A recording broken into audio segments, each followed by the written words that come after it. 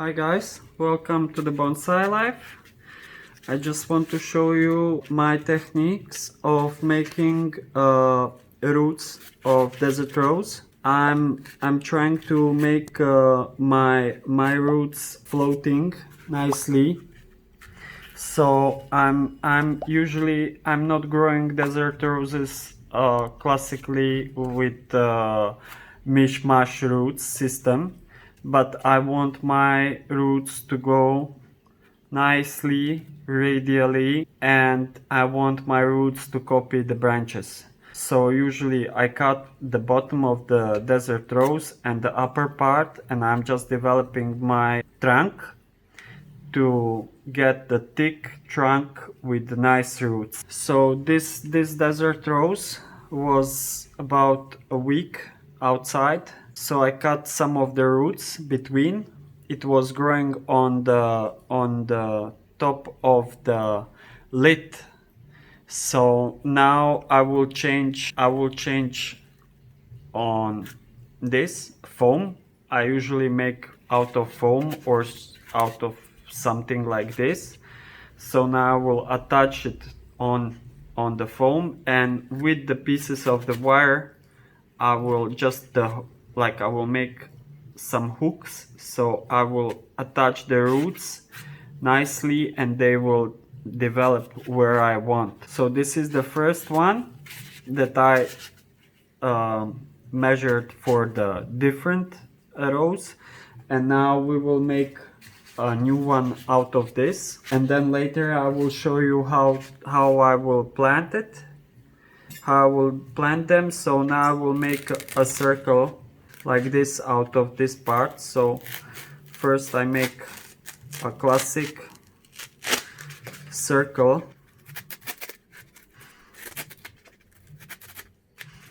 just roughly like this, and now I will try to make edges.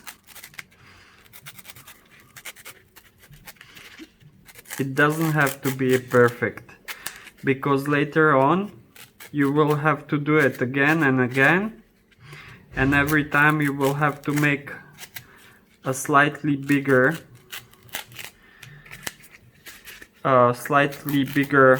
like this ball kind of thing for your desert rose when they grow. Of course the codex is growing and you want your roots on the place.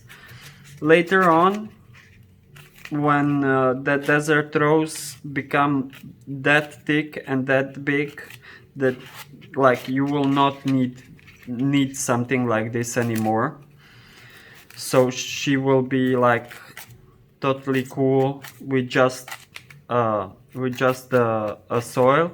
I use my normal bonsai soil, but I put a bit of bark, like coconuts or pine bark, bit more. And like a lot of people doing that mistake, that they don't water that desert rose. I water them every day in the summer, and usually I get the flowers and they're growing really nice. I have quite a lot of them, and I never had like rotten a desert rose. Even if I water them on everyday basis, I don't get a rotten codex or rotten roots. This looks quite good. Maybe I can do a bit more here.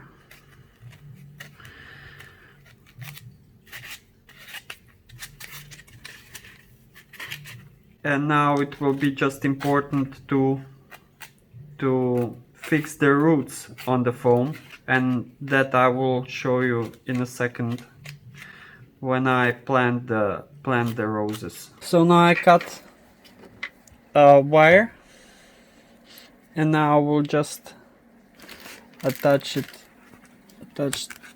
like this, and that will hold the roots on the place for a while, like this.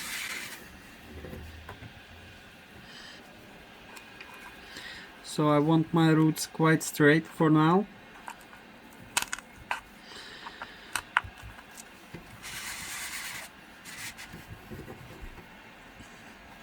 This one I will take a bit here, this way, like this. This one I have two pieces of roots, so this one I cut a tiny little piece, so for this side root, and this bigger one for the main root.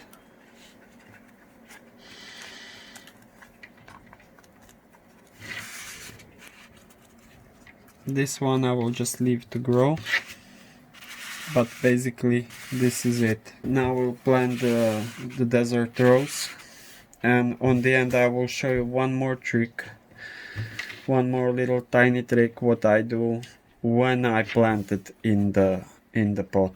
So see you in a second. So I made this, that's just from ordinary plastic.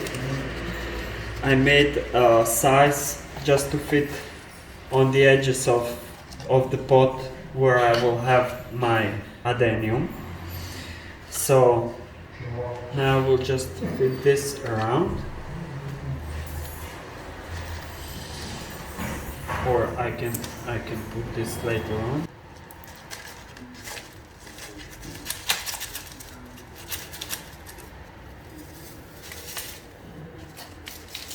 I don't have much space for the roots, but I think it will be enough for a few months, because now that adenium will explode in growth. I need a chopstick just to see if my roots go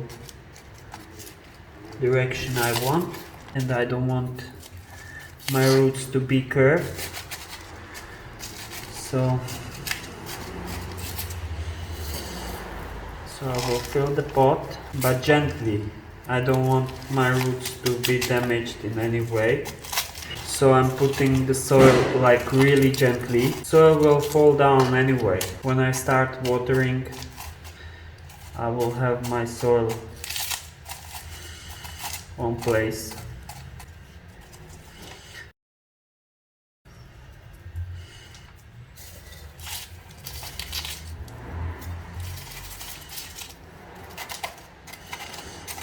I could use a bit bigger pot, but this one will be fine like for, let's say, 6 months or something like that. In next 6 months I will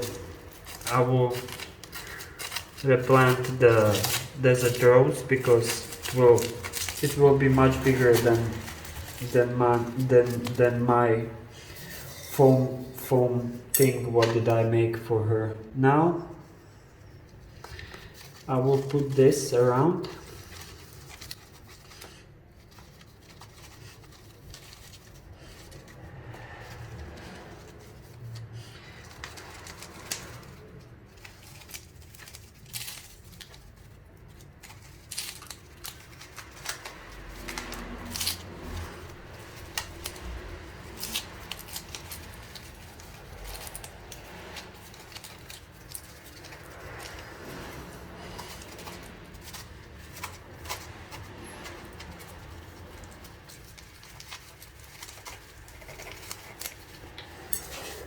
When I was testing this, it fit really nice, but now when I'm looking, it could like be like 2 millimeters wider, but it's okay.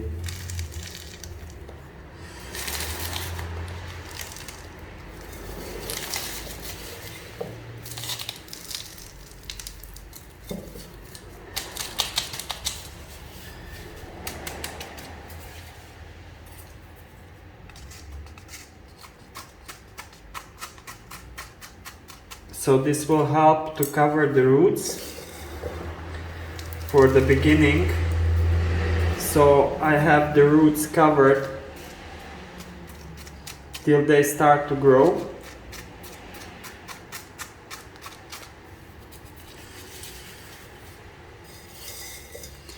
And then later I will just